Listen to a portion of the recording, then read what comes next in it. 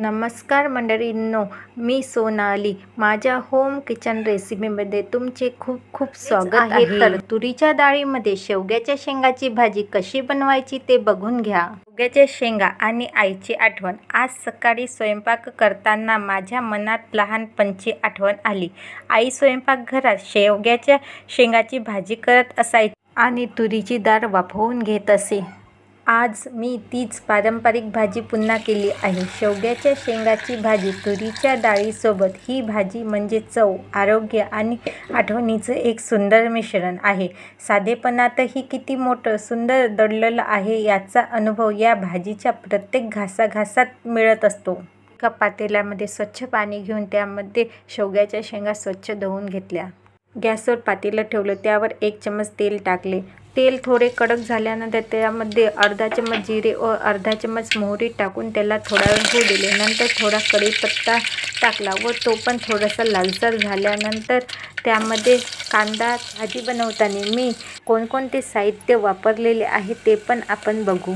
4 ते 5 शेवग्याच्या शेंगा घेतल्या आणि त्याचे छोटे छोटे तुकडे कापून घेतलेत. तुरीची डाळ 1 वाटी धुवून अर्धा तास भिजवून घेतली. 1 कांदा चिरून घेतला.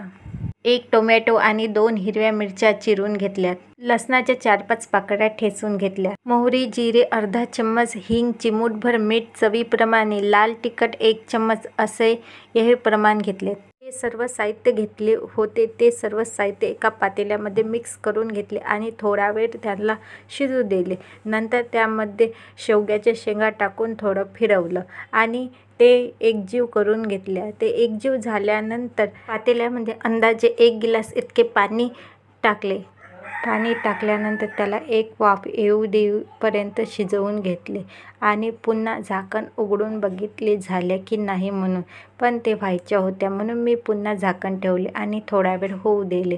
नंतर एका पातेल्यामध्ये तुरीची डाळ थोडा वेळ 10-15 मिनटं मुरू दिली आणि त्याला स्वच्छ धुवून घेतली आणि कुकरमध्ये 2 शिट्ट्या येईपर्यंत वाफवून घेतली.